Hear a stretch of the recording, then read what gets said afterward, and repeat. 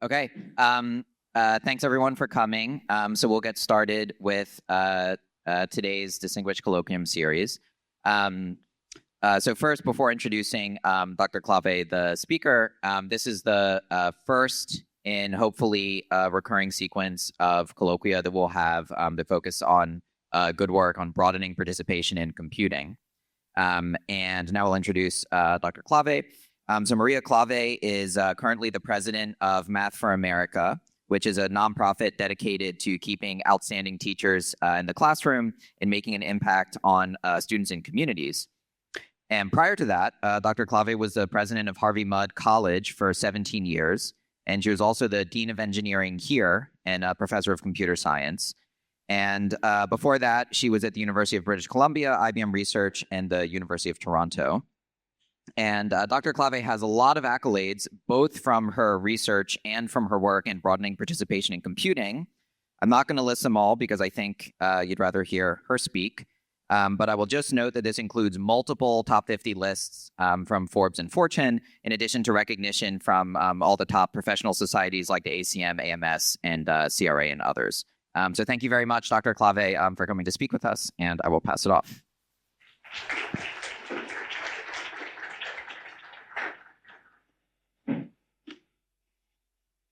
Wow, it is super nice to be back here. It was amazing. I took the train from Princeton Junction and then walked from the Dickey station, and I didn't recognize the place at all. And that's probably partly that it's been 20 years, and also partly that there's a lot of new buildings. Okay, so I don't think it will surprise any of you that know me that I'm here to talk about increasing diversity and inclusion in technology, which is pretty much something I've devoted most of my life to. And I'll just say that I dropped out of university when I was 19 years old. I was in my third year studying honors math at the University of Alberta. I'm Canadian A, and I was doing really well, and I was already in a number of graduate courses in mathematics, even though I was on my third year as an undergrad. But I wanted to feel like I could make a difference in the world. And for the life of me, much as I loved mathematics, I couldn't figure out how you could use pure mathematics to make a difference in the world. So I basically went to Buffalo, New York, where there was somebody I had met very briefly at Yale University, and he had dropped out, and we basically set off to go to India, overland as much as possible. We did have to fly across the Atlantic, but other than that, we hitchhiked until we got to Venice, and then we took trains, including a buffalo cart from Lahore into India, because India and Pakistan were threatening to have war at that time. And one of the things I learned, I was out of university for 21 months, was that I just didn't feel like I could live without mathematics. I was playing chess. I don't even like chess. I was reading Martin Gardner. I don't like Martin Gardner either, but I just was missing it so much. And so from the beaches of Goa, I wrote a letter to the math department at the University of Alberta and said that I wanted to come back. I was absolutely sure I wanted to be a mathematician now. And I wanted to directly enter the PhD program. Okay. I'm 20 years old at this point. They wrote back very nicely saying, we would love to have you back. You'd have to finish your undergraduate degree, but we'll let you do it in 1 year, in spite of the fact that it's a 4-year degree, and I'd only done 2.5 years, if that, because it was year-long courses and I left at Christmas time. So really, I'd only done 2 years. And but we'll let you take all of your remaining courses as PhD courses, graduate courses, instead of having to take the undergraduate courses. So here I arrived back, having been gone for 21 months, having consumed a great number of, I guess we would just say drugs, mostly things that are now legal in many states, and course, I didn't know what the definition of a field or a vector was. So here I am in 5 graduate courses per semester, and I don't know any of the prerequisites. One of the best things that ever happened to me, because for the first time, I actually had to really work hard. And I started working hard. I got A's on all of my courses. I was admitted to the graduate program, finished my PhD 4 years later. And what happened to this wish to change the world? Well, that eventually I just realized, okay, something I really care about is I grew up thinking I was a boy. My father thought I was a boy too. Clearly, I was a girl. Though the first time I was pregnant, my father looked at me and says, that's just not physically possible. And, I'm going to be 75 in a couple of months. At that time, girls weren't good at math. I mean, everybody knew that girls weren't good at math. And I was really good at math. But even the professors in the math department, who of course were all male, and who thought I was very good at mathematics, told me, Maria, you shouldn't do math. I mean, there are no great women mathematicians. You have all these other talents, art, leadership, all these other things you could do. Why would you do math when there are no great women mathematicians? Well, I'm very stubborn, so of course that convinced me that I was going to finish my math degree. But I think the thing I realized was there is a way that I could help change the world. I could help make the culture of mathematics and computer science and engineering and all those other STEM disciplines where women are heavily underrepresented. I could try to figure out ways to make that culture more supportive of women.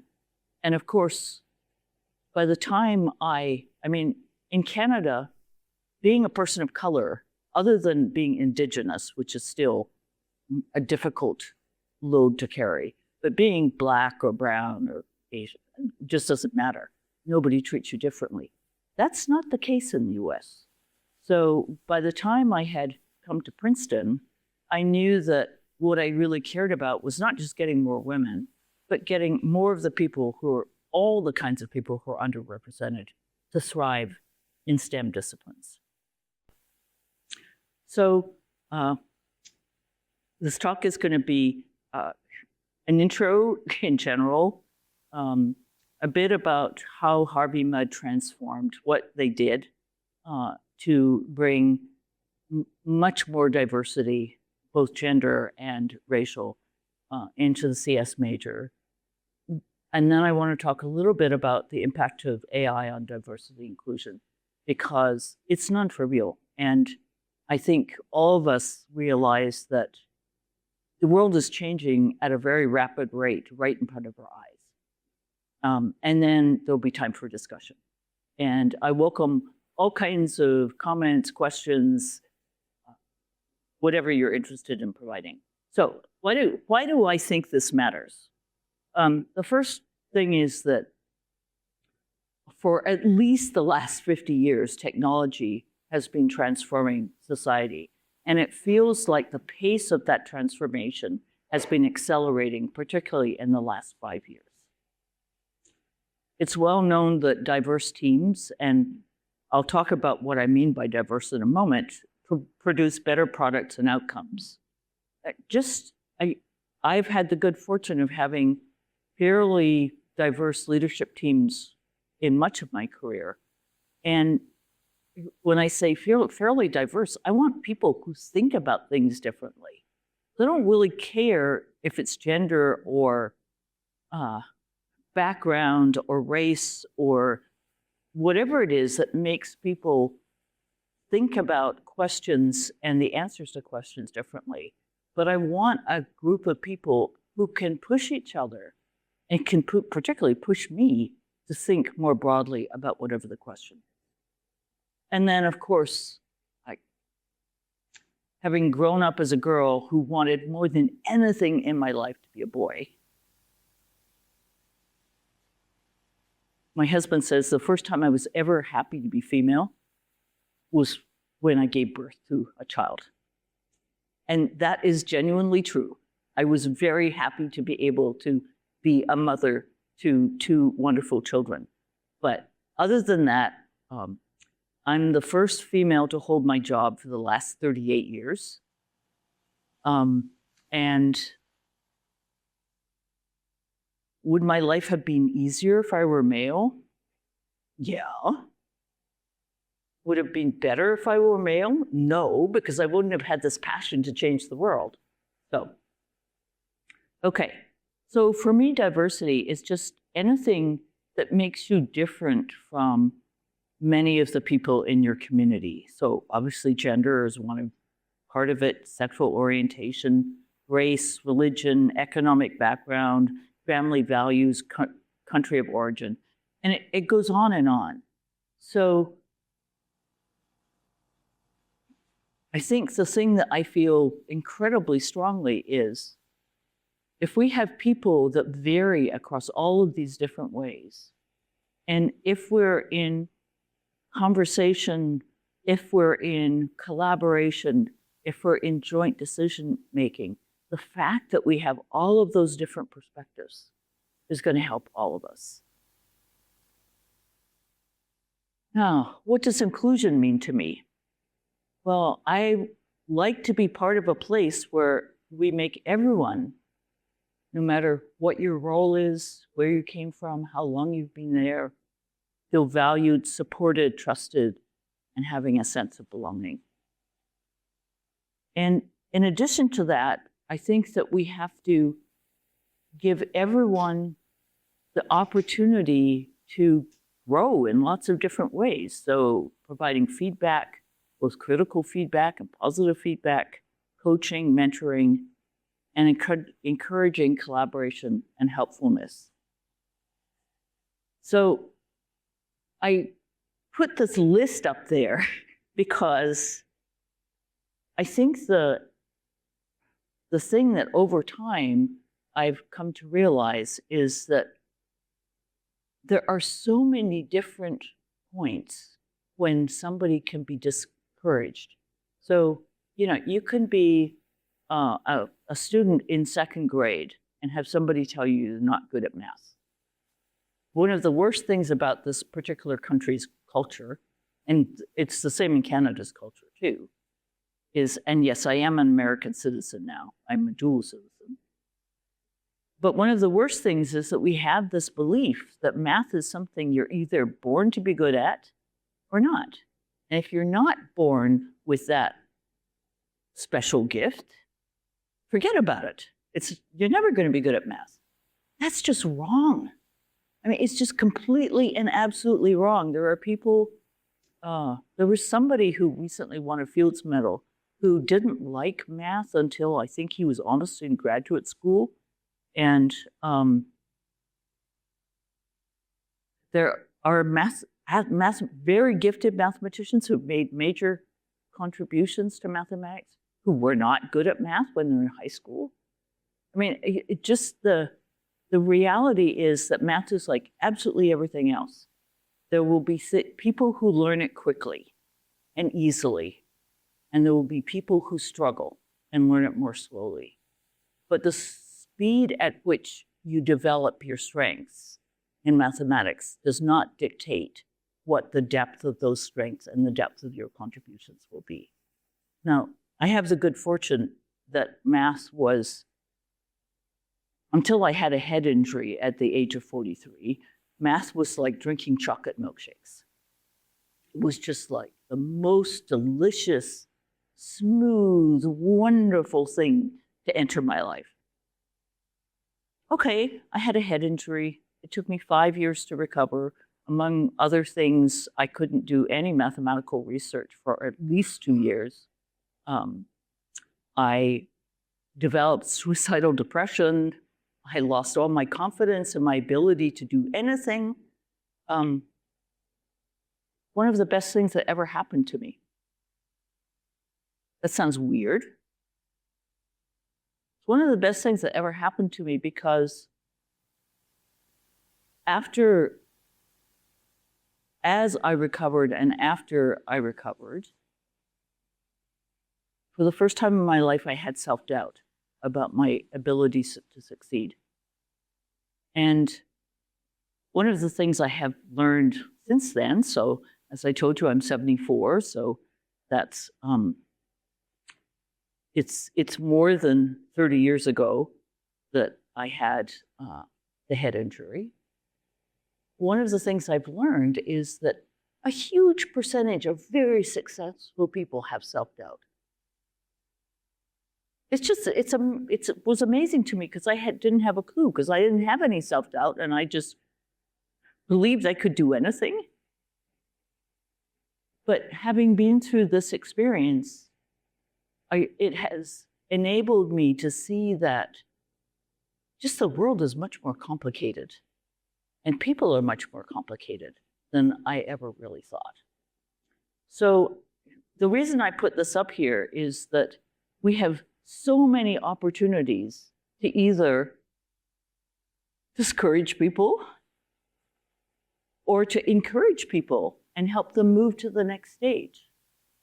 And if you're in a supportive community, it makes a huge difference, because just when you're doubting that you really should do that PhD, or that you really should take a faculty position at Princeton, or whatever it is, if there are people there to say, yeah, lots of people have doubts, but you can do it. So my belief is that building the right culture is the most important element.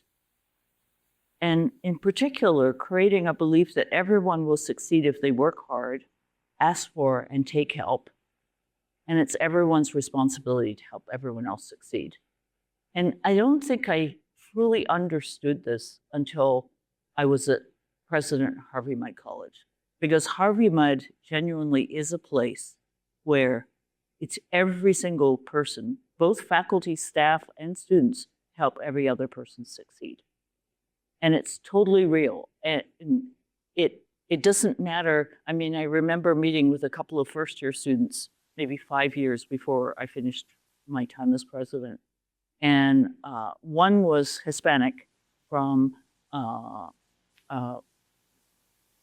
Cuban emigres in Miami, and very low-income family, and had been expected to go to community college like all the rest of people from his family who had gone to college did. And the other one was from a wealthy Black family in Chicago.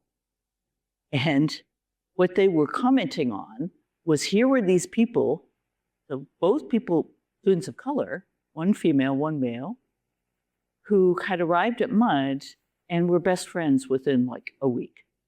And and both of them had gone to high schools where kids of the same race hung out together. And it was, from their perspective, just amazing that a Black girl and a Hispanic boy were able to hang out together. Okay, so I left Princeton 20 years ago. And so I just thought I would put this slide up there, why I chose to go to Harvey Mudd. I will say that at the time, Shirley Tillman and Chris Eisgruber, Chris was provost at that point, could not believe I was going to leave Princeton for Harvey Mudd. I'd been at Princeton for 3.5 years. And, well, I guess really 3 years at that point. It was 3.5 by the time I left.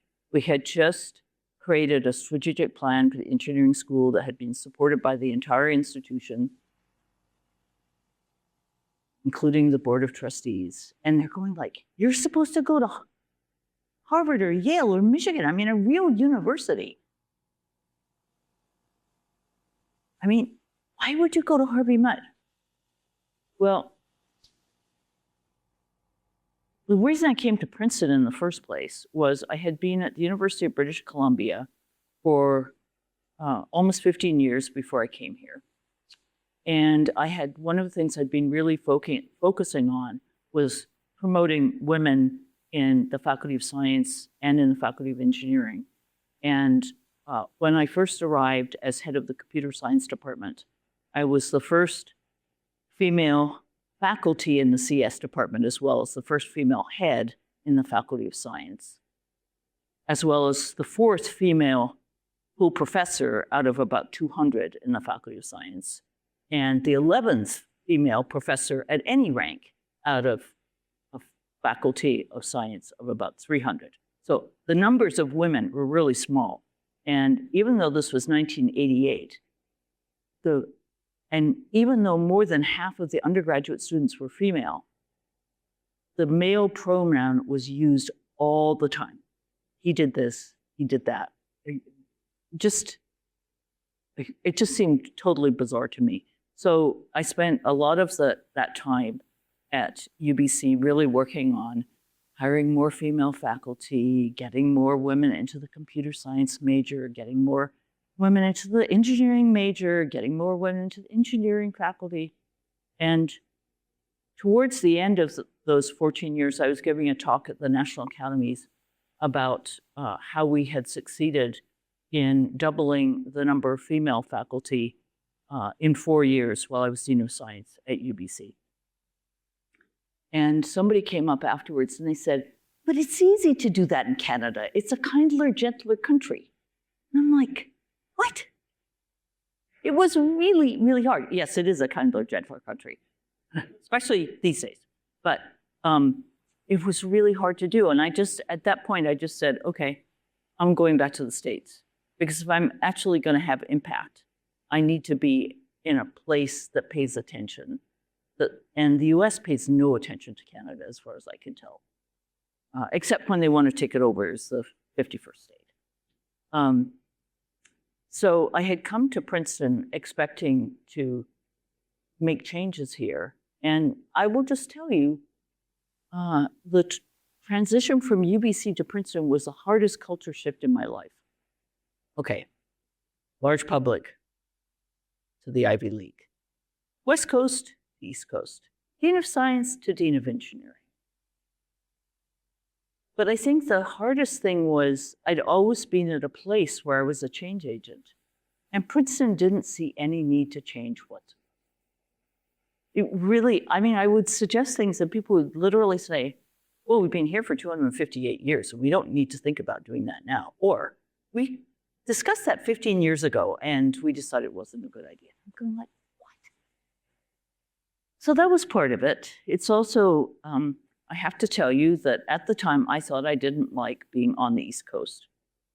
Okay, now I live in New York City and on Long Island, and I love it. So, okay, maybe it wasn't really the East Coast thing, but Mud was on the West Coast. But more importantly, I was convinced that Harvey Mudd actually could be the environment that would transform education, because I knew that if we actually wanted to get more women and people of color and people from low-income families into STEM disciplines, it wasn't a question of making it easier, but it was a question of making both the pedagogy and the curriculum be the right mix to appeal to a broader community of people. So just to give you a sense of what happened, they were at about 10% female when I arrived in 2006, and they were up to 50% by 2016. They did have female faculty in 2006, but they were up to 50% by 2019. Racial diversity, the college itself was 70% white and 70% male when I arrived. The rest of the was about 25% Asian, about 4% Hispanic, and the last 1% was a mix of international, and there was a fraction of a percent Black. And even in computer science, we were able to get the diversity of the students majoring in computer science to reflect the diversity of the entire college. And they were able to hire a number of faculty of color in the first 12 years that I was there. So did I actually have any responsibility? Should I take any credit for any of this? Some parts of it, absolutely not. So for example, the CS department had already decided that they wanted to increase the gender diversity in their major the year before I arrived. And they had started changing their intro course. So at MUD, one of the things that differs from many other institutions is students don't pick their major until the end of their sophomore year. And partly because of that, every single student takes a CS course in the first semester. They'll take a physics course and a math course and a writing course and, a biology or a chemistry course, and they'll take the other course that they didn't take in their second semester. There's a whole set of core classes that every student will take. And one of the things that at the time, and I suspect is still true in many places, is that in an intro CS class, you would have students who'd never written a line of code. You would also have students who had been programming since they were 12 years old and had taken a couple of college courses already. And they're all in the same class. And it will not surprise you at the time, the students who had taken had learned a lot about computer science already were virtually all male and mostly white and Asian. And so one of the things the CS department had already started to plan a year before I arrived and had actually implemented the first year I was there was to separate the 3 courses that students would be in the first semester. There's the name of the first course is CS5, and there was a CS5 Black and the CS5 Gold. Black and gold are Harvey Mudd's colors, much like orange and black are Princeton's colors. The gold CS5 section was for the people who had never written a line of code. The black was for people who already had like AP computer science. And then they had another course called CS42, which if you've read Hitchhiker's Guide to the Universe, you'll understand the choice of that number, which was for people who had already taken a college course in computer science and were way too advanced to be in an introductory course. And 42, that number was chosen because it's between 5 and 60. 60 is the second computer science course in the sequence. And that course combined everything in 5 and 60 for those students who are already so advanced. But they changed much more than just that. They made the assignments. So first of all, rather than having Harvey Mudd, just like Princeton, students live in dorms. And rather than having students go back to their dorm room to work on homework assignment by themselves, they would have pizza and in the evenings with TAs and encourage everyone to come and eat pizza and work collaboratively on the assignments, so that if they got stuck, rather than just banging their head against a wall, the TA would be there and could ask them leading questions that would cause them to resolve the problem. They also made the homework assignments all about real-world questions. So yeah, you're learning all the theory and algorithms and things like that in the lectures, but when you're actually doing the homework assignments, you're seeing that you can use these algorithms to solve problems like the spread of disease in Africa or whatever else.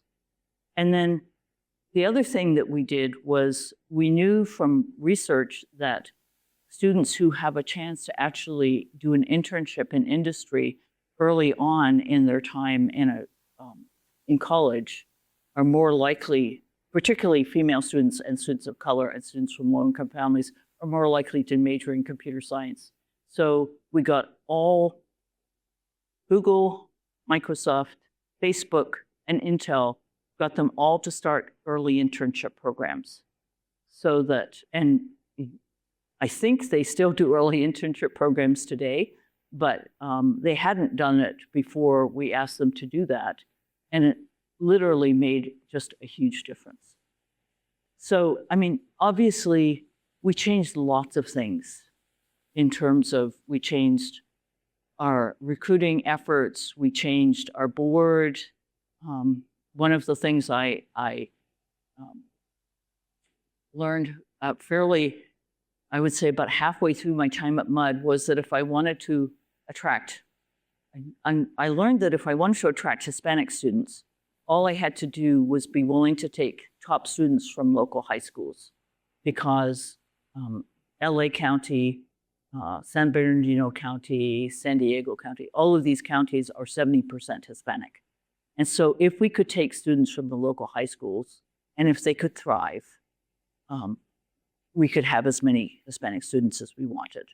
So we did have to increase our tutoring, because the local high schools are terrible in Southern California. But we accepted top students from local high schools and then made sure that we made the assignments for everyone harder so that everybody would have to go to the tutoring, so that we wouldn't stigmatize the students who were from the local high schools.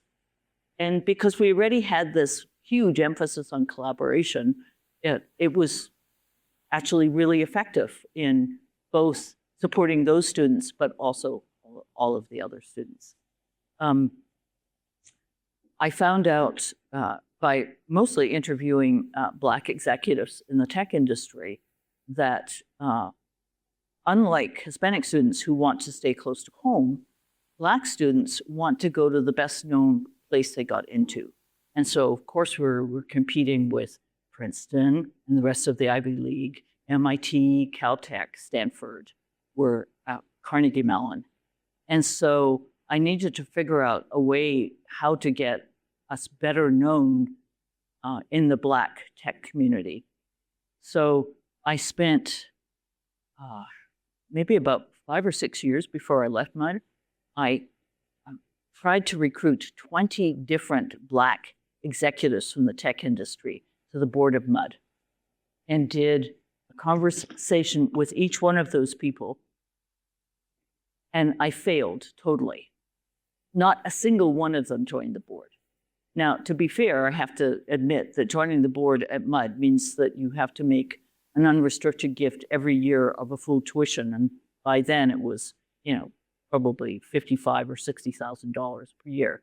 So it was a non-trivial amount. However, the number of applications from Black students went up by 79% after I did that. Why? They all said no, but I had told them all these things about Harvey Mudd. And so they were talking, even though none of them joined the board, it became a thing in the tech community that Harvey Mudd would be a great place for Black students to attend. So, it's, I think by the time I left, so it was like probably 0.25% when I arrived, Black. By the time I left, the incoming class was roughly 15% Black. That would not be true if one read the iPad's information, because those would be 15% of the students identified as Black. But if you're even a tiny fraction Hispanic, federal government will classify you as Hispanic. And many of our students who identified as Black were actually multiracial. So if we were just using the federal definition, it would have been 8%.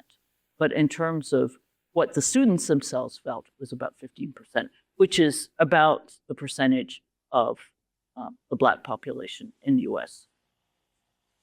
So one of the things I didn't really realize at the time, so in 2012, when at that point, we were up to 40% female in our CS major, I managed to get a meeting with Sheryl Sandberg.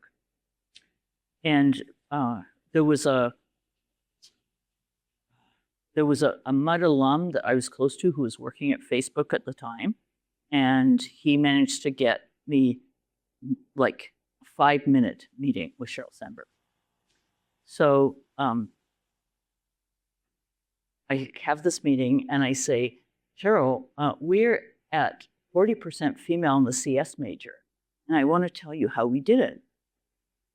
And she goes, you're 40% female in the CS major? Really? And so my 5 minutes went to like 45 minutes. And the only reason it sort of ended at that point was I had to go see somebody at Google, and whom I was late for that meeting in any case, but it was worth it.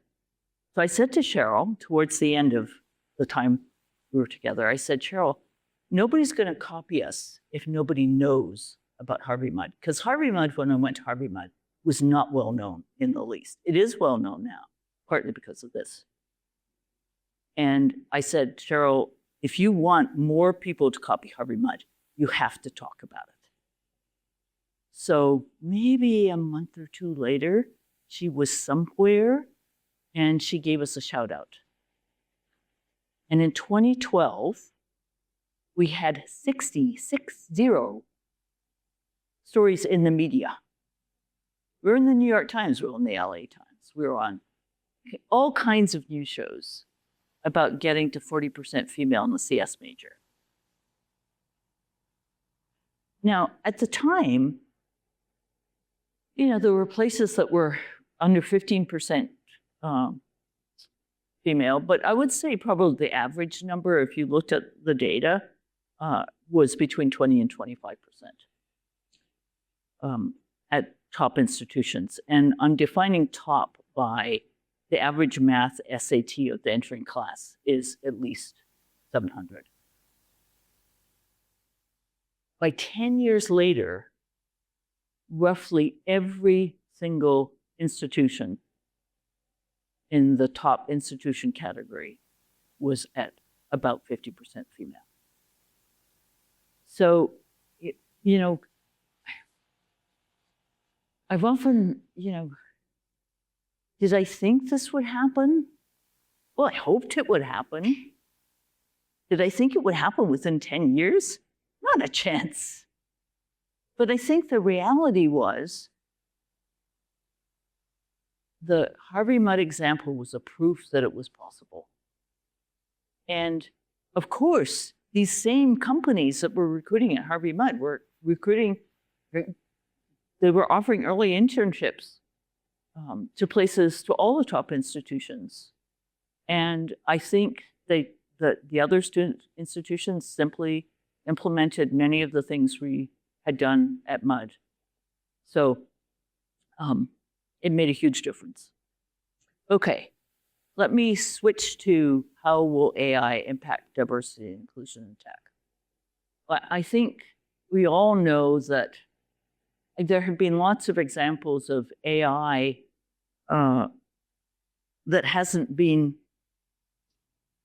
I don't know what the right, trained to do otherwise, replicating, like the early versions of ChatGPT and so on, would replicate racial bias and gender bias in lots of the answers. And I think there's been a fair amount of work to try and change that. But I think unless this is a top priority for everyone, and I don't think that for the government in the United States right now it is a top priority to support diverse populations, it's not going to happen.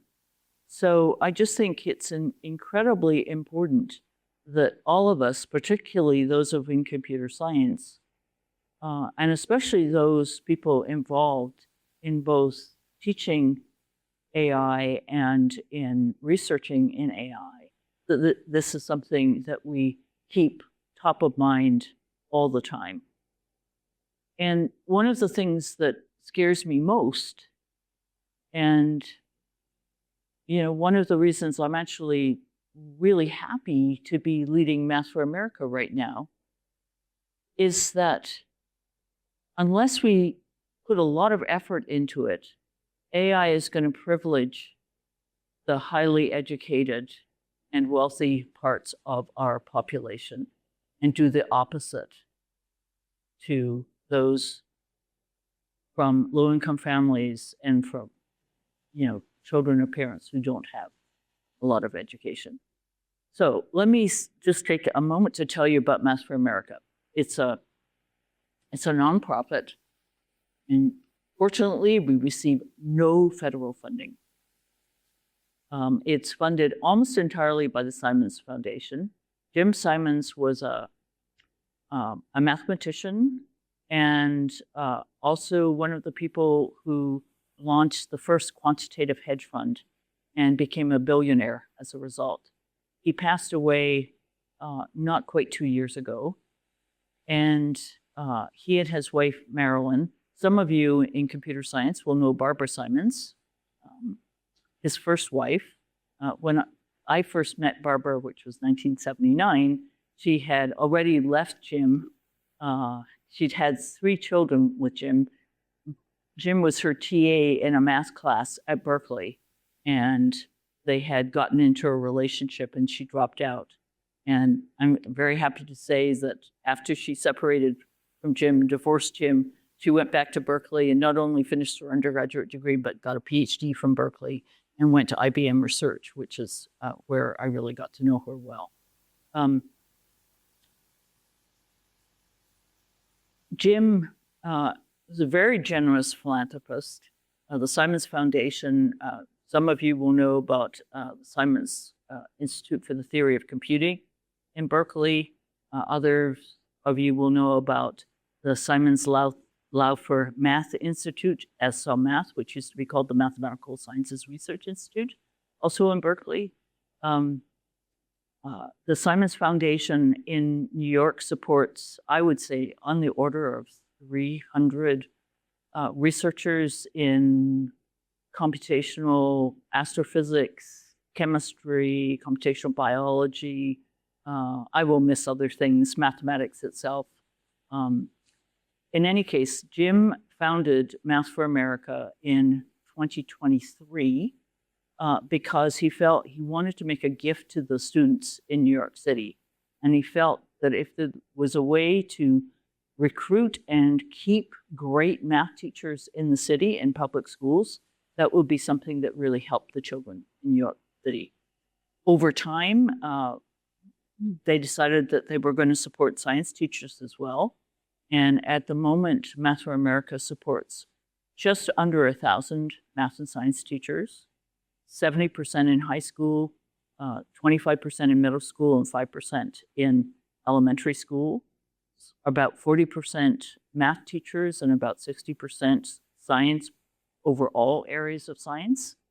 The way it works is that teachers who have to have been teaching in public schools for at least 3 years can apply for a 4-year fellowship. They are selected on the basis of already being outstanding teachers, highly creative, interested in leadership and in growing. We recruit them into these 4-year fellowships where they're paid an extra $15,000 on top of their regular salary. And in exchange for that extra stipend, they do professional development, both take professional development classes in lots of different kinds of things and also offer them. And so what do college presidents do other than, run a college? They fundraise. And so one of the things I did while I was at Harvey-Mudd was I stalked a couple of billionaires. One was Jim Simons and the other one was Bill Gates. Was I successful in getting tons of money from either of them? No. I think from Jim, I got over 10 years, 1.3 million. And from Bill, I got 300,000. So not a success. Did I raise a lot more money than that while I was president at Harvey-Mudd? Yeah, nothing compared to what Princeton raises, but, a couple of $100 million while I was there.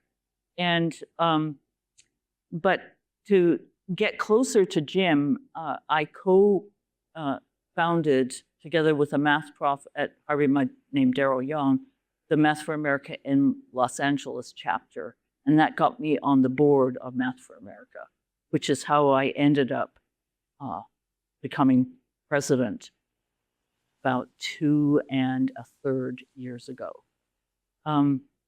One of the things that really excites me about this is that we already have a number of teachers who are integrating generative AI into their curriculum. Math for America is the perfect resource because It's people who love to learn. It's people who love to teach. It's people who love to change the world. If we are going to see AI, generative AI in K-12 curriculum, I think the most obvious place that it could be helpful is in math, because the math results in this country are abysmal. I think it's 35% of 8th graders are proficient in math at the 8th grade level in this country. Now, Brazil is worse, but this is one of the wealthiest probably countries in the world. It's incredible that we can't do better than that. So I'm very excited about the possibility of integrating generative AI into math education in K-12. We're already working with the National Academy of AI folks, which really means working with AFT, which is one of the two big teacher unions. It's not going to be trivial to accomplish by any means. I mean, the effective use in AI in education has a long, long way to go before it really works. But I'm excited about the possibility. And we now have roughly 15 minutes for discussion, comments, questions, all of those kinds of things. I want to say many of you know that I'm a painter. I've been painting watercolors since 1972. So more than 50 years at this point, 54 years. And while I was here, I started a series of paintings of birds, and I think I actually had a showing. I don't remember. In the cafe, I believe, in the engineering school. This is not from the time I was at Princeton. This is from 2012. I left Princeton in 2006. But I would love to hear questions, comments, all of those kinds of things.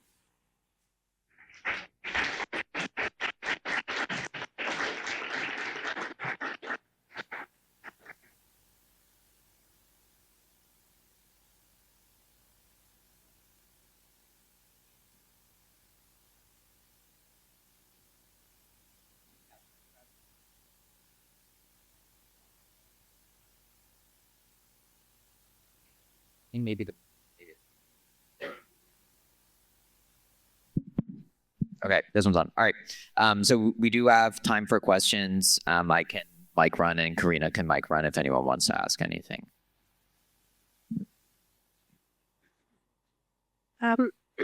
Sorry. You talked a little bit about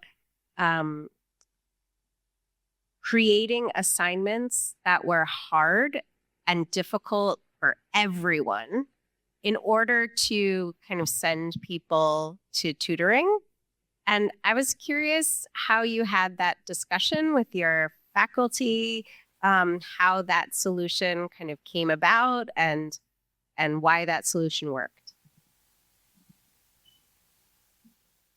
Yeah, that's a great question. The first thing I would say is that one of the things that I think the faculty at MUD really believe in is collaboration among students. And so students are encouraged to work together on their homework. And depending on the instructor, they state what the rules are.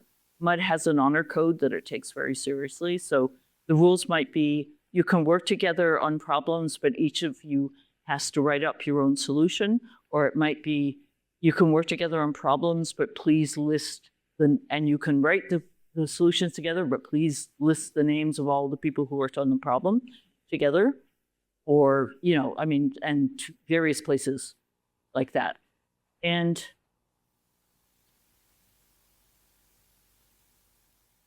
I think, how to say this, the MUD faculty run the college in a way that is absolutely not true at Princeton. I mean, they really, really do, in the sense that I arrived and, I expected presidents have ideas about education. The MUD faculty right away told me, no, You don't have any role in the education of students. The faculty choose the curriculum. The faculty, the chair of the faculty is elected by the faculty. The president does get to pick the dean of the faculty, who's the provost equivalent. And so I would say that to a large extent, it worked because we had conversations with the faculty. And the faculty, this is one of these things that I thought that when I was going to MUD, that they must have wanted me because of my commitment to diversity and inclusion. Nothing could have been further from the truth. It turned out that what they really wanted was the dean of engineering from Princeton. They wanted the status of getting the dean of the engineering from Princeton. So I mentioned that we did a strategic plan for the engineering school while I was here.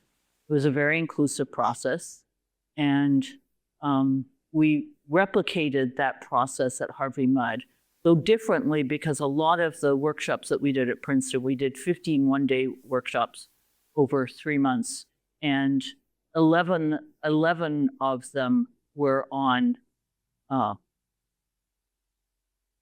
I might be wrong. Maybe it was 11 workshops over 3 months, but in any case, all but 4 of them were on research areas for the engineering school. And they were picked to be interdisciplinary research areas. Now at MUD, because MUD, people do research, but the main reason for doing research at MUD is to involve undergraduate students in research rather than, yes, you do have to do research to be a faculty member at MUD, but the most important thing you do about doing research is do high quality research with undergraduates rather than the number of NSF or DOE grants that you bring or whatever. So during the strategic planning process, the very first workshop, every one of the workshops, there were breakout sessions on diversity and inclusion. And at the very first workshop, I heard very clearly that we're not interested in diversity and inclusion. We're a merit-based institution. And the only reason we don't have more women and people of color is they're not interested in a rigorous STEM education. I'm going like, and fortunately, the third person who was the keynote speaker for the third workshop at MUD was Freeman Hrabowski, who at that point was the president of the University of Maryland, Baltimore County. First Black scientist to lead an R1 university. And he had a program that really focused on, the Meyerhoff Scholars Program, focused on bringing top Black high school students from inner city high schools in Baltimore and having them live as a cohort, take classes as a cohort. And when they first started graduating and going into PhD programs, half of the Black students in STEM PhD programs in the country came from the Meyerhoff Scholars Program. So I had managed to convince him, partly because somebody in the engineering school was collaborating with a friend of his who was a faculty member, and now, of course, I cannot remember where that person was a faculty member, but in any case, we were able to convince him to come and speak. And he talked about diversity. And one of the things I have learned is that if somebody from outside your community comes and speaks about something, they can be heard by members of the community in the way that an insider, like me in that case, couldn't possibly be heard. And it was that was the third workshop. There were 4 workshops in 1 week, Monday, Tuesday, and Thursday and Friday. And so that was the Thursday workshop. And after that, everyone was going, we can do diversity. And it was just amazing. And I remember, so that the strategic planning was in October, the week of fall break at MUD. At the board meeting in December, the next board meeting after that, I was presenting the strategic plan, and diversity, unsurpassed excellence and diversity was one of the themes. And it was put together that way to make it clear we're not lowering our standards in any way whatsoever. We're just saying we're going to recruit more diverse people to participate in this institution. And I was a little bit nervous about presenting it to the board because, this was not the board that I ended up recruiting. This was the board that had been there for quite a while. But by that point, enough people had gotten on side that they applauded. So, so why am I an outsider talking about this at Princeton? Well, I will just say, I know that we have Karina Hernandez here as in charge of diversity and inclusion for the CS department. And we have, and I don't remember your name, but we have the person who's in charge, I'm just looking right at you, of diversity and inclusion for the engineering school with us today. And oh my goodness, it's really very different from when I was here 20 years ago, and it's wonderful to see and wonderful to be back.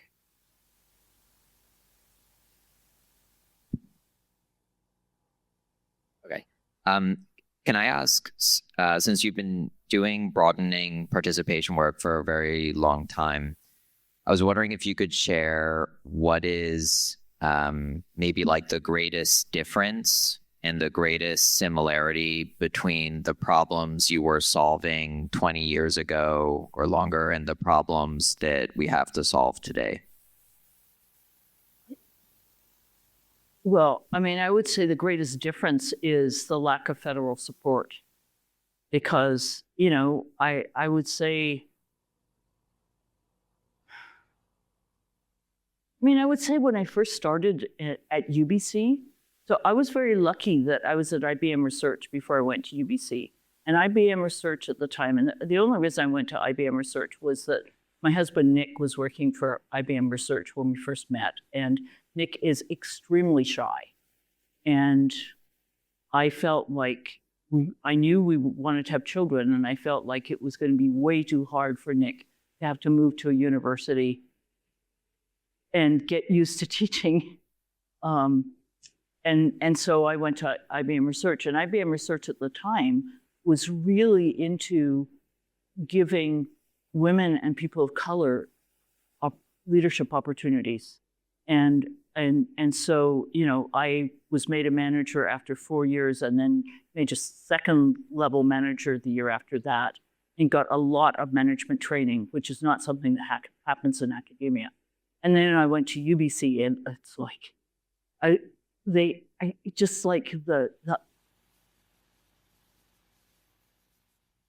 whole idea about gender being something one should welcome, gender, more women in science and engineering was just completely not on the table. I was on the search committee for the next dean of science in my first year at UBC. And I asked each candidate how they were going to, what were they going to do about women in science? The best answer I got was, I don't have anything against women in science. It was just, and I went, that's not a good enough answer. And the person who gave it said, well, what do you think a good enough answer is? And I pointed out, the number of women faculty, the number of women students, and this huge discrepancy. And he said, okay, if I'm the next dean of science, I will appoint a woman faculty member as associate dean who's going to be in charge of trying to change this for women in the faculty of science. And we picked him, and he did do that. But just, okay, so even at that time, which is more than 20 years ago, it's like 35 years ago, there was a big difference between what was happening in some places and what was happening in other places. I think by the time I came to Princeton, I mean, I remember Shirley Tillman, who was the person who recruited me, being embarrassed because she had put so many women into leadership roles that everyone told me that I only got the job because I was female. And I said, no, Shirley told me that she would really like to have chosen a male, but she couldn't because I was the person she had to hire. So, you know, things had changed, but not changed all that much. So, but I think the huge difference right now is that we have, we're just in a very strange situation right now where all of a sudden, where there's just a lot of, I guess, white men who believes that they have been somehow undermined and not given opportunities over the last 20, 30 years because of all the DEI work. And I would just say, as you know, I'm obviously white, but I'm also female. I don't think it's in any way an advantage to be a person of color or to be a female or to be any other of the other kinds of diversities during the last 20 years, but now it's really a disadvantage. So, yeah. And, well, I'll just give you one more personal note. So I have two children. Yannick, our son, currently, so he did his master's degree in computer science here. He was in the PhD program, but he didn't find an advisor that was a good match for him, and so he left. And he now works at Jane Street and earns more money than Nick and I together have ever earned. And is doing a lot of AI and a combination of AI and software engineering. And I think is having a very good time. Our daughter, who has my husband's last name, Pippinger, she said that she would never work in an area where anyone had ever heard of her parents. And so she became a peace negotiator. And she's right. Nobody in peace negotiations has ever heard of Nick Pippinger or Maria Klawe. And she was the #2 at the United Nations for Syria for 3 years. Before that, she spent 5 years doing peace negotiations in Africa. And then she took a job at the U.S. Institute of Peace. And Trump closed it a year ago, a little bit more than a year ago, February 2025. So she's, it's a terrible time to be looking for jobs because, I mean, DOGE fired so many people in the DC area that it's a crazy time. So she's doing some contract work for the Middle East at the moment, but yeah, just. Okay. All right. So thank you very much, Dr. Klawe, for coming to speak and chat with us.